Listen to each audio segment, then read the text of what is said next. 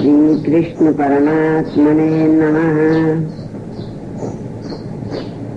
वासुदेव सुतं देवं कंस चाणूरमर्दनं देवकी परमानंदं कृष्णं वंदे जगद्गुरुं। भगवान श्री कृष्ण को प्रणाम।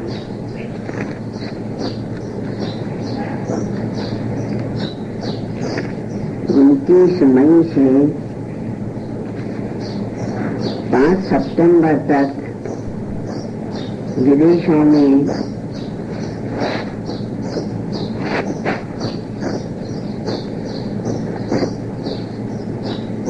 कोपेनहेगन, डेनमार्क, कोपेनहेगन, टोरंटो,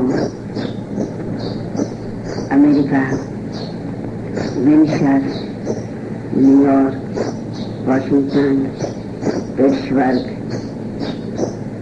आदि अनेकों स्थानों में हुए सत्संग का संक्षिप्त विवेचन। धर्म के विषय में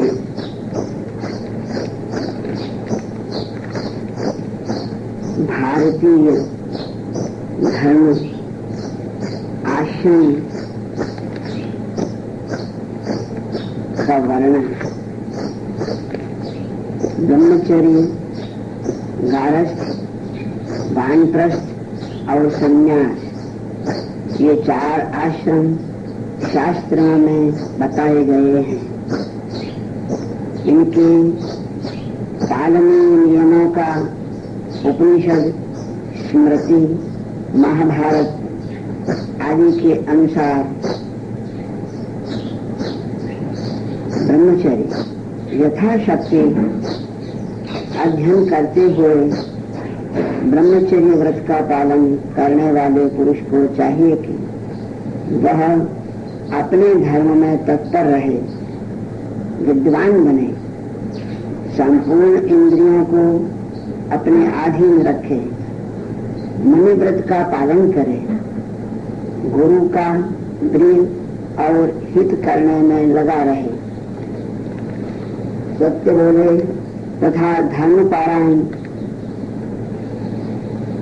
पवित्र रहे, नित्य संध्या वंदन करे, नित्य स्नान करके देवता ऋषियों का तर्पण, देवताओं का पूजन तथा अग्न्याधान करे, मधु, मांस, सुगंधित द्रव्य, माला, रस, स्त्री, सभी प्रकार के आवास तथा प्राणियों के हिंसा सर्वथा त्याग दे, शरीर में उपटन, साबुन तेल आदि न लगाए, आंखों में सुरमा न डाले, जूता तथा छाता व्यवहार न करे, काम, क्रोध और लोभ न करे, नाच गान तथा वाद्य से दूर रहे, जुआ, कलह, निंदा, झूठ आदि से बचे, स्त्रियों की ओर सकाम दृष्टि से न देखे,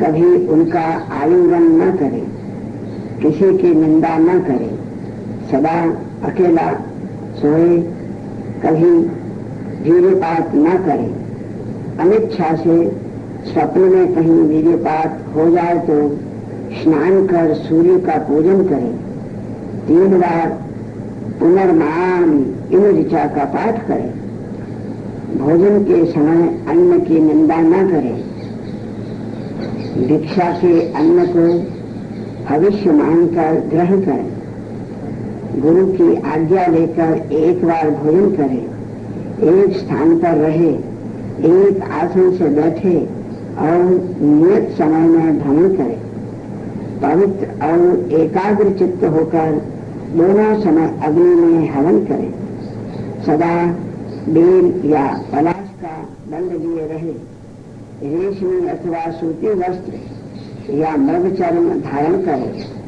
ब्रह्मचारी मूल की मेखला पहने, जटा धारण करे, प्रतिदिन स्नान करे, यज्ञोपवीत पहने, वेद के स्वाध्याय में लगा रहे तथा लोभहीन होकर नियम पूर्वक व्रत का पालन करे। इस प्रकार ब्रह्मचर्य व्रत का जीवन में पहला,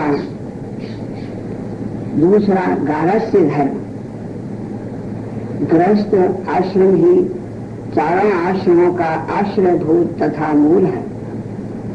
इन संसार में जो कोई भी विधि निषेध रूप शास्त्र कहा गया है, उसमें पारंगत विद्वान होना गृहस्थ द्विजों के लिए उत्तम बात है। गृहस्थ पुरुष के लिए केवल अपने ही स्त्री पर प्रेम रखना, सदा सत्पुरुषों के आचार का पालन करना और जितेंद्रिय होना परम आवश्यक है। इस आश्रम में उसे श्रद्धा पूर्वक पंच महायज्ञों के द्वारा देवता आदि यजन करना चाहिए। देवताओं का गृहस्थ में यजन करने से वह देवता और अतिथि को भोजन कराने के बाद बचे हुए अन्न का स्वयं आहार करे, वेदोक्त कर्मों के अनुष्ठान में संलग्न रहे, अपने वर्ण धर्म के अनुसार निर्दोष अर्थ का उपार्जन करके गृहस्थ का पालन करे तथा अपनी शक्ति के अनुसार प्रसन्नता पूर्वक यज्ञ करे और दान दे। मननशील गृहस्थ को चाहिए कि हाथ, पैर, नेत्र, वाणी तथा शरीर से होने वाली चपलता का परित्याग करे, अर्थात इनके द्वारा कोई अनुचित कार्य न होने दे। यही सत्पुरुषों का बर्ताव, शिष्टाचार है। स्वच्छ वस्त्र पहने, उत्तम व्रत का पालन करे, शौच, संतोष आदि नियमों और सत्य, अहिंसा आदि यमों के पालन पूर्वक यथाशक्ति लोक सेवा करता रहे। स्त्री पर पुरुष का कभी स्पर्श न करे और पुरुष कभी जीवन में पर स्त्री का स्पर्श नहीं करे। शिष्टाचार का पालन करते हुए जिह्वा और उपस्थ को काबू में रखे, सबके साथ मित्रता का बर्ताव करे, स्वयं सादगी से रहकर सबका सदा हित साधन करे, जन्म से लेकर अंत्येष्टि पर्यंत यथायोग्य यथाविधि सब संस्कार करे, शास्त्र का अनुसरण करे, माता पिता कुटुंब आदि का आदर पूर्वक भरण पोषण करे। यह गृहस्थ के नियम आपको कहे गए। अब वानप्रस्थ के नियम भी कुछ आपसे कह देता। वानप्रस्थ मुनि सब प्रकार के संस्कारों द्वारा शुद्ध होकर ब्रह्मचर्य व्रत का पालन करते हुए घर की ममता त्याग कर गांव से बाहर निकलकर जन कोलाहल रहित शांत स्थान में निवास करे। प्रातः और सायंकाल के समय स्नान करे, सदा वन में ही रहे, गांव में फिर कभी प्रवेश न करे, अतिथि को आश्रय दे और समय पर उनका सत्कार करे, जंगली फल, मूल, पत्ता अथवा सावा खाकर जीवन निर्वाह करे, बहते हुए जल वायु आदि सब वन की वस्तुओं का ही सेवन करे, अपने व्रत के अनुसार सदा सावधान रहकर क्रमशः उपयुक्त वस्तुओं का आहार करे, कभी आलस्य न करे। जो कुछ भोजन अपने पास उपस्थित हो उसी में से अतिथि को भिक्षा दे। नित्य प्रति पहले देवता और अतिथियों को भोजन दे, उसके बाद मौन होकर स्वयं अन्न ग्रहण करे, हल्का भोजन करे, मन में किसी के साथ स्पर्धा न रखे, देवताओं का सहारा ले, इंद्रियों का संयम करे, सबके साथ मित्रता का बर्ताव करे, क्षमाशील बने और दाढ़ी मूंछ तथा सिर के बालों को धारण किए रहे। समय पर अग्निहोत्र और वेदों का स्वाध्याय करे तथा सत्य धर्म का पालन करे। शरीर को सदा पवित्र रखे, धर्म पालन में कुशलता प्राप्त करे, सदा वन में रहकर चित्त को एकाग्र किए रहे। इस प्रकार उत्तम धर्मों का पालन करने वाला जितेंद्रिय वानप्रस्थी स्वर्ग पर विजय पाता है। अब आपको संक्षिप्त में संन्यास का वर्णन अर्थात संन्यास आश्रम में रहते हुए मनुष्यों को किन नियमों का पालन करते हुए कैसे रहना चाहिए, क्योंकि दंड ग्रहण मात्रेण नरो नारायणो भवे। मनुष्य संन्यास प्राप्त करते ही, दंड ग्रहण करते ही मनुष्य नारायण स्वरूप हो जाता है। श्रेष्ठ सन्यासी नाम गोत्र आदि तथा देश काल शास्त्र ज्ञान कुल अवस्था आचार व्रत और शील का विज्ञापन न करे, कभी भी स्त्री से बातचीत न करे, पहले की देखी हुई किसी भी स्त्री का स्मरण तक न करे, उनकी चर्चा से भी दूर रहे तथा स्त्रियों का चित्र भी न देखे। संभाषण, स्मरण, चर्चा और चित्रावलोकन स्त्री संबंधी इन चार बातों का जो मोहवश आचरण करता है उसके चित्त में अवश्य ही विकार उत्पन्न होता है और उस विकार से उसका धर्म निश्चय ही नष्ट होता है। तृष्णा, क्रोध, असत्य, माया, लोभ, मोह, प्रिय, अप्रिय, शिल्पकला, व्याख्यान में योग देना, कामना, राग, संग्रह, अहंकार, ममता, चिकित्सा का व्यवसाय, धर्म के लिए साहस का कार्य, प्रायश्चित, दूसरे के घर पर रहना, मंत्र प्रयोग, औषध वितरण, विष दान, आशीर्वाद देना, ये सब सन्यासी के लिए निषिद्ध हैं। सन्यासी स्वप्न में भी कभी किसी का दिया हुआ दान न ले, दूसरे को भी न दिलाए और न स्वयं किसी को देने के लिए ही प्रेरित करे। स्त्री, भाई, पुत्र आदि अपने परिवार आदि तथा अन्य बंधु बांधवों के शुभ या अशुभ समाचार को सुनकर या देखकर भी सन्यासी कभी कंपित विचलित न हो। वह शोक और मोह को सर्वदा त्याग दे। अहिंसा, सत्य, आस्ते, चोरी न करना, ब्रह्मचर्य, अपरिग्रह, किसी वस्तु का संग्रह न करना, उद्दंडता का अभाव, किसी के सामने दीन न बनना, स्वाभाविक प्रसन्नता, स्थिरता, सरलता, स्नेह न करना, गुरु की सेवा करना, श्रद्धा, क्षमा, इंद्रिय संयम, मनोनिग्रह, सबके प्रति उदासीनता का भाव, धीरता, स्वभाव की मधुरता, सहनशीलता, करुणा, लज्जा, ज्ञान, विज्ञान, परायणता, स्वल्प आहार तथा धारणा, यह मन को वश में रखने वाले सन्यासियों की विख्यात सुधर्म है। द्वंद्वों से रहित सत्व गुण में सर्वदा स्थित और सर्वत्र समान दृष्टि रखने वाला तुरीयाश्रम में स्थित परमहंस सन्यासी साक्षात नारायण का स्वरूप है।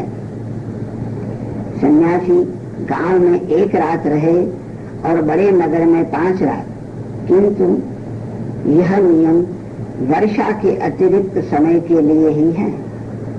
वर्षा में 4 महीने तक वह किसी एक ही स्थान पर निवास करे।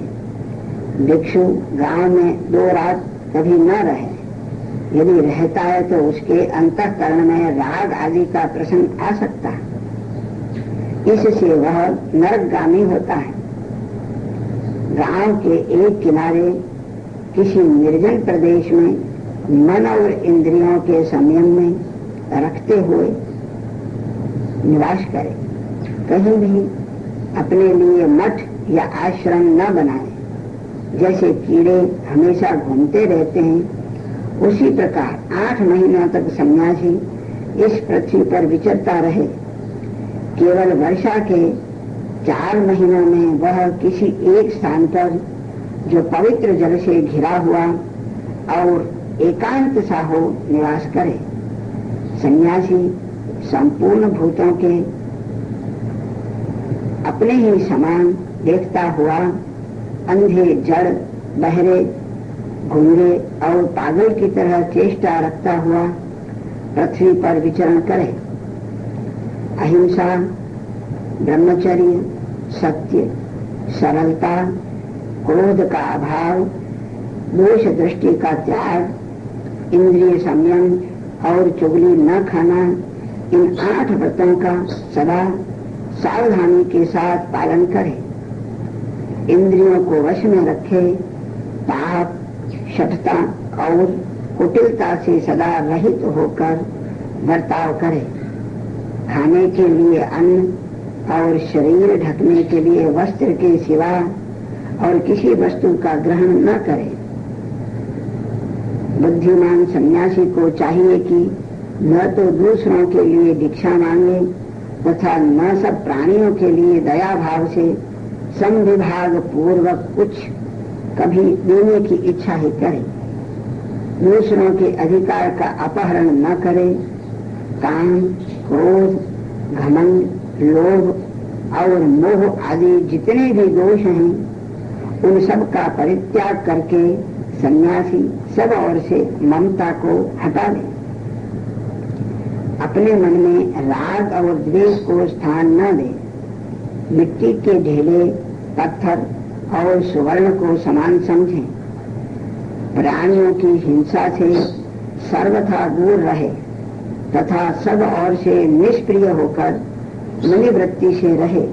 सबके साथ अमृत के समान मधुर बर्ताव करे, पर कहीं भी आसक्त न हो और किसी भी प्राणी के साथ परिचय न बढ़ावे। जितने भी कामना और हिंसा से युक्त कर्म हैं, उन सब का एवं लौकिक कर्मों का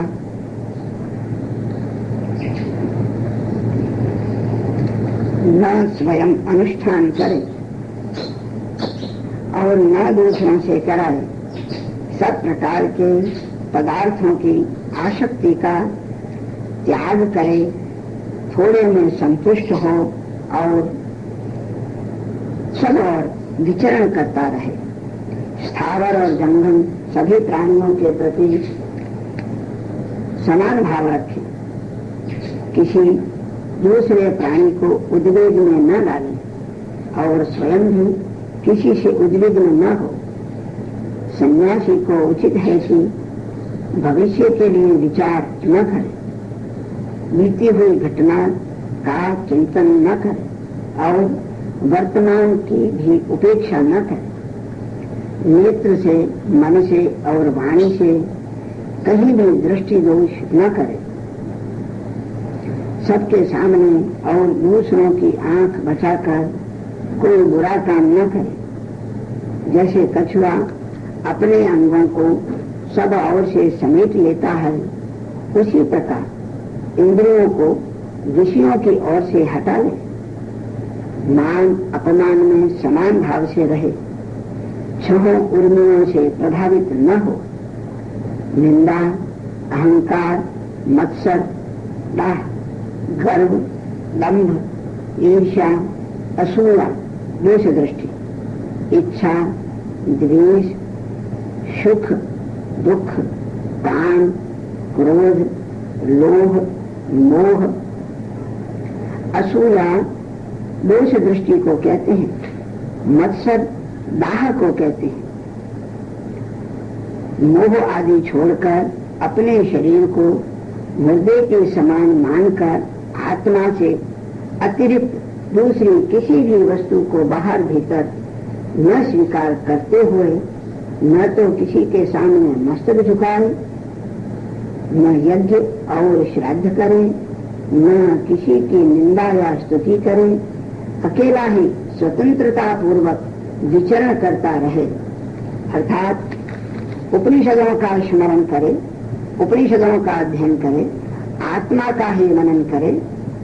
अहम ब्रह्मास्मि, तत्त्वम् असि, शुद्धोहम, बुद्धोहम, निर्विकल्पोहम, निराकारोहम, निरंजनोहम।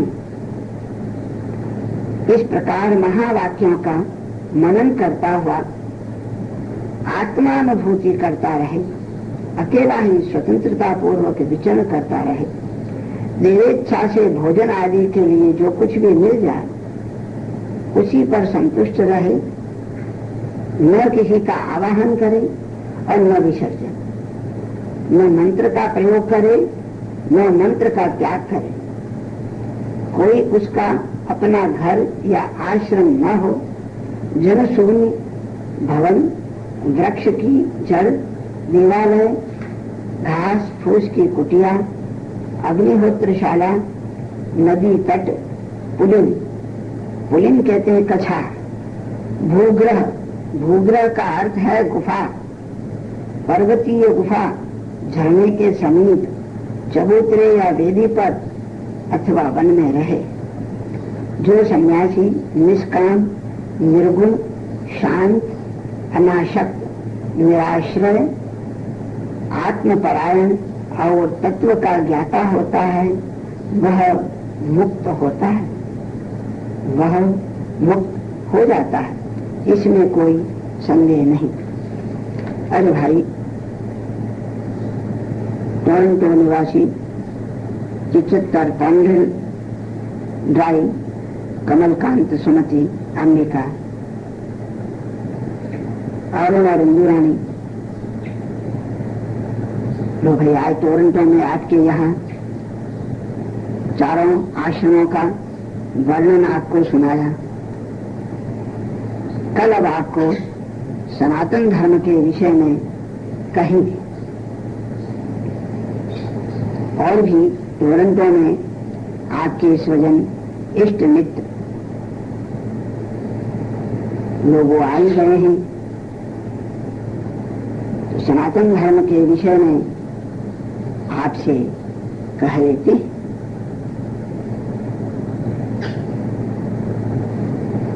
धर्म एव हतो हन्ति, धर्मो रक्षति रक्षितः, धरति विश्वम इति धर्मः। जो जगत को अथवा जागतिक पदार्थ मात्र को धारण करे वह धर्म होता है। ध्रिय धारणे, इस धातु से 38 सोहु श्री ध्री, इस उनादि सूत्र द्वारा मन प्रत्यय करने पर धर्म शब्द बनता है। हमारी संस्कृत भाषा में जो नाम रखे जाते हैं, सर्वाणि नामानि आख्यात जानी, सब नाम क्रिया से उत्पन्न होते हैं। इस निरुक्त के नियम के अनुसार धातु से बने हुए होते, उनका मूल धातु हुआ करता है, अतः उस धातु का जो अर्थ होता है वह उस शब्द में ही प्राय अनुस्यूत होता है।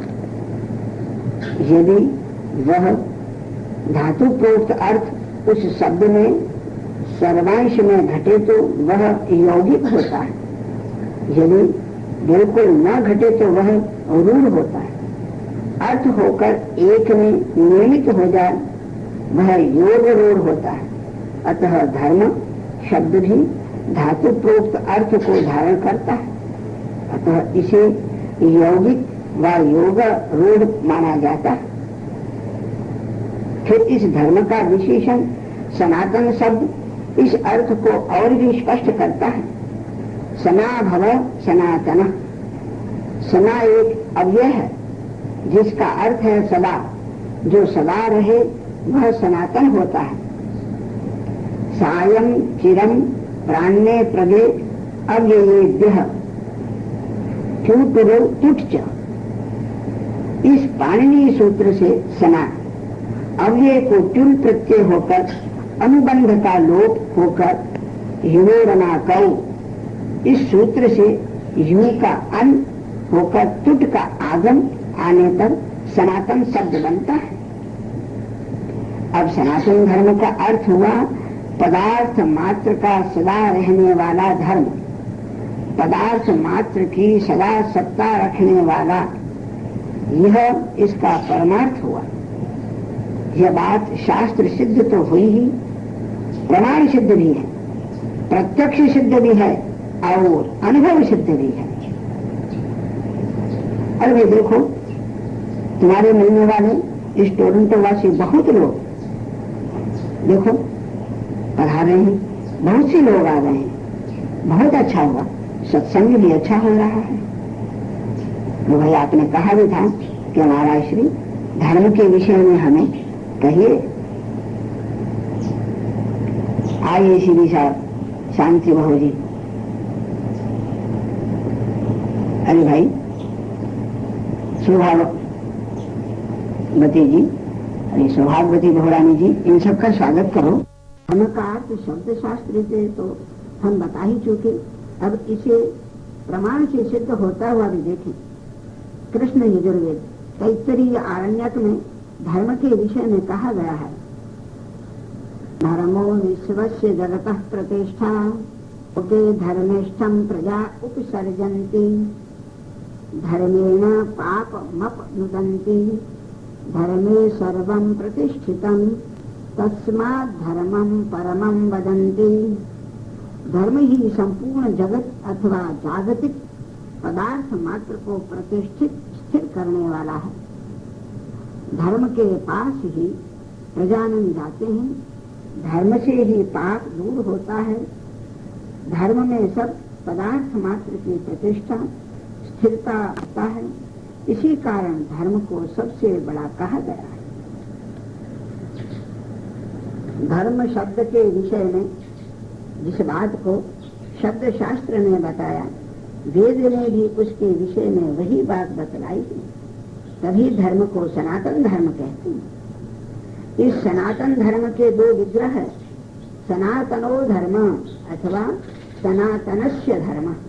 सनातन नित्य रहने वाला धर्म अथवा सनातन का धर्म। प्रथम अर्थ तो पहले स्पष्ट हो ही चुका है, अब दूसरा अर्थ देखिए। सनातन धर्म, सनातन परमात्मा का नाम होता है, क्योंकि वे भी सनाभव सनातनः, नित्य होने वाले होने से सनातन है।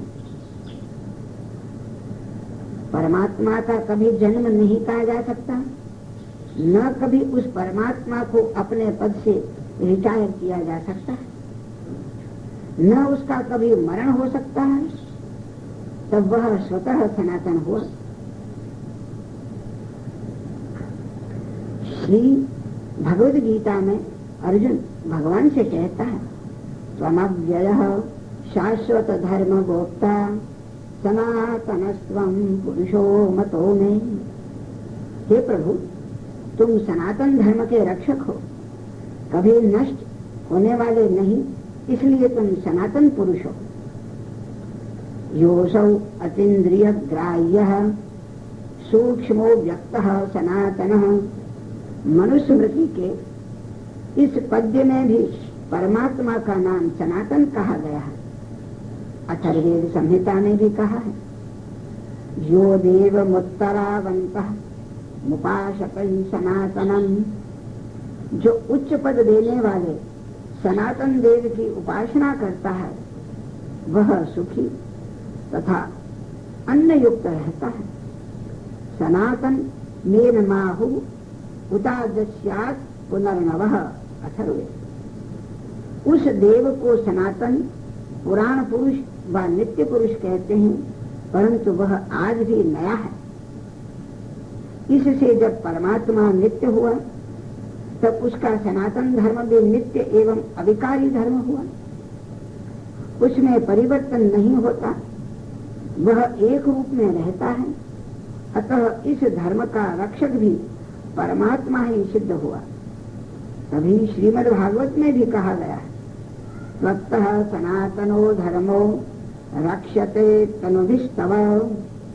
सनातन धर्म की तुम्हारे अवतार रक्षा करते हैं।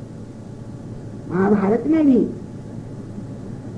कहा है, सनातनस्य धर्मस्य मूलमेतत् सनातनम। सनातन धर्म का मूल वह सनातन पुरुष है। सनातनो मृतो धर्म। महाभारत वन पर सनातन धर्म अमर है। फलतः जो शक्ति पृथ्वी में व्यापक होकर उसके पृथ्वी तत्व की जल में स्थित होकर उसके जलत्व की तेज वायु आदि में स्थित होकर उसके तेजस्व और वायुस्व आदि की रक्षा करती है, जिसके कारण सूर्य चंद्र पृथ्वी आदि अपने स्थान में ठहरे हैं, वह शक्ति धर्म है। धर्म शब्द की शब्द शास्त्र सिद्धता तथा प्रमाण सिद्धता तो दिखलाई जा चुकी है। अब उसकी प्रत्यक्ष सिद्धता एवं अनुभव सिद्धता भी देखिए। हमने जो वाक्य प्रारंभ में दिया है वह मनुस्मृति का वचन है। धर्म एव हतो हन्ति धर्मो रक्षति रक्षितः तस्मात् धर्मो न हन्तव्यो मानो धर्मो हतो वधि। नित्य रहने वाला धर्म सनातन धर्म है। अतः जब किसी वस्तु का सनातन धर्म जिससे वह वस्तु अपनी सत्ता रखती है हटा दिया जाएगा, तब वह वस्तु भी वह नहीं रहेगी, क्योंकि धर्म के बिना धर्मी की सत्ता नहीं रह जाती। इसे यूं भी कहा जा सकता है कि धर्म के नष्ट करने वाले को धर्म मार दिया करता है और धर्म के रक्षक की धर्म रक्षा करता है। अतः धर्म नष्ट कभी किसी भी अवस्था में नहीं करना चाहिए, नहीं होने देना चाहिए। धर्म की रक्षा सदा सर्वदा करनी चाहिए। यह बात प्रत्यक्ष सिद्ध होने से ठीक भी है और विज्ञान सम्मत भी है। अग्नि का सनातन धर्म उष्णता एवं प्रकाश प्रदान है। यदि उसकी उष्णता नष्ट हो जाएगी तो अग्नि अग्नि न रह पाएगी, वह भस्म हो जाएगी। हमें रोटी न खिलाकर अंधेरे में ठोकरें ही खिलाएगी। जल का सनातन धर्म तरलता, शीतलता तथा प्यास बुझाना है। जब वह उस सनातन धर्म नष्ट हो जाएगा, अर्थात जल का सनातन तरलता, शीतलता, प्यास बुझाना नष्ट हो जाएगा, तो जल जल ही न रहेगा, कीचड़ हो जाएगा। हम उस अग्नि या जल से कोई लाभ प्राप्त न कर सकेंगे। इसी तरह हमारा धर्म नष्ट हो जाएगा तो मानवता ही नष्ट हो जाएगी। मनुष्य में मानवता वही धर्म, मानव धर्म ही सनातन धर्म है। धर्म का पालन नित्य करना चाहिए। किसी तरह, किसी अवस्था में, किसी समय में धर्म को नष्ट नहीं होने देना चाहिए। इससे यह स्पष्ट है कि सनातन धर्म अविकारी है, यह बदल नहीं सकता।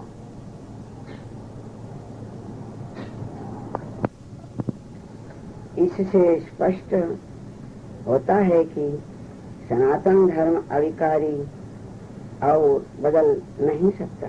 हाँ, देश कालानुसार अग्नि की प्रकटता में प्रक्रिया भेद हो सकते हैं। जल को पृथ्वी से खींचने में देश वातानुकूल वश भेद हो सकते हैं, पर उनका सनातन धर्म नहीं बदल सकता।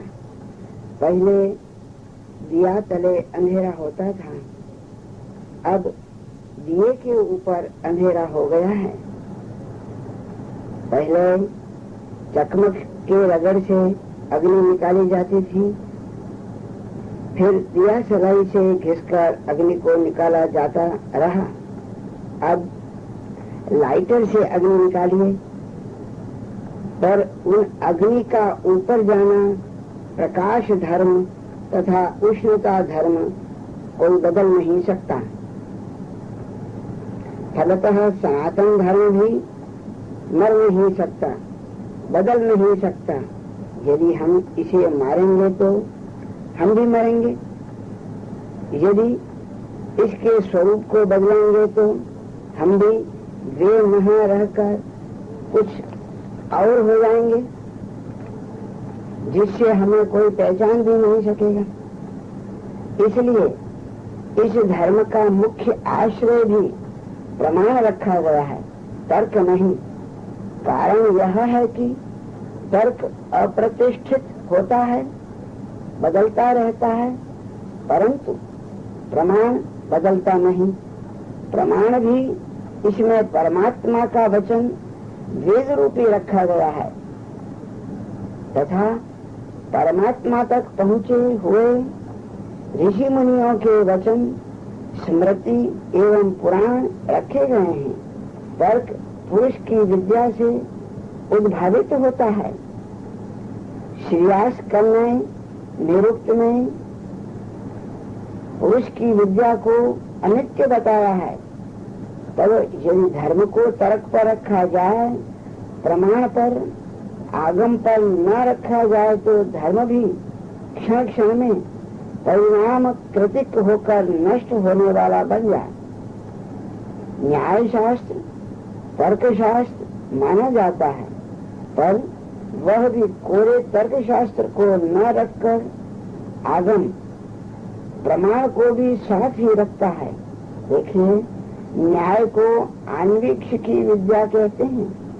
न्याय दर्शन में आन्वीक्षिकी का अर्थ किया गया है प्रत्यक्षागमाश्रितम अनुमानम सा अन्वीक्षिका। प्रत्यक्ष और आगम प्रमाण का सहारा लिए हुए अनुमान तर्क को अन्वीक्षिकी कहते हैं। यह कहकर न्याय भाष्यकार स्पष्ट कहते हैं, यत् पुनरनुमानम प्रत्यक्षागम विरुद्धम न्यायाभ्यास स। जो तर्क प्रत्यक्ष एवं आगम प्रमाण से विरुद्ध हो, उसका नाम न्याय न होकर न्यायाभ्यास हुआ करता है। तर्क प्रमाण को तर्क प्रमाण के साथ हो, केवल तर्क के लिए न्याय भाष्यकार कहते हैं, अयम तर्क तत्व ज्ञानार्थम न तत्व ज्ञान अनवधारणा अनुदानाति अयम तर्क। धर्म तर्क से स्थिर नहीं रहता जब तक उसके साथ आगम प्रमाण न हो। ऋषियों का ज्ञान भी आगम के आश्रित होता है। श्री भर्तृहरि केवल तर्क प्रधान जो रहता है, उस अंधे की भांति है जो ऊंचे नीचे रास्ते में हाथ के स्पर्श के सहारे दौड़ने की चेष्टा करे। ऐसा पुरुष पतन अवश्यंभावी है। इसलिए महाभारत में लिखा है, शुष्कम तर्कम परित्यज्य आश्रयस्य श्रुति स्मृति ही वन पर। शुष्क तर्क को छोड़कर वेद एवं धर्म शास्त्र का अवलंबन करो। इससे सनातन धर्म की स्थिति की व्याख्या हो गई। इसी कारण दृष्ट शास्त्र उपवेद आयुर्वेद भी कहते हैं, तस्मात् तिष्ठेतु मतिमान आगमे न तु हेतुषु। बुद्धिमान व्यक्ति आगम शास्त्र का सहारा ले, तर्कों का नहीं। इन सब का कारण यह है कि तर्क के पांव नहीं होते। तर्काश्रित धर्म मरता जन्मता रहेगा, परंतु प्रमाणाश्रित धर्म अमर रहेगा और धर्मी को भी अमर रखेगा। इसी धर्म में देवी कर्म यज्ञ भी एक प्रमुख स्थान रखता है। जो उस कर्म को करता रहता है, अर्थात हवन यज्ञ दैविक कर्म करता रहता है, मनु जी के शब्दों में वह सारे संसार को पाल रहा है।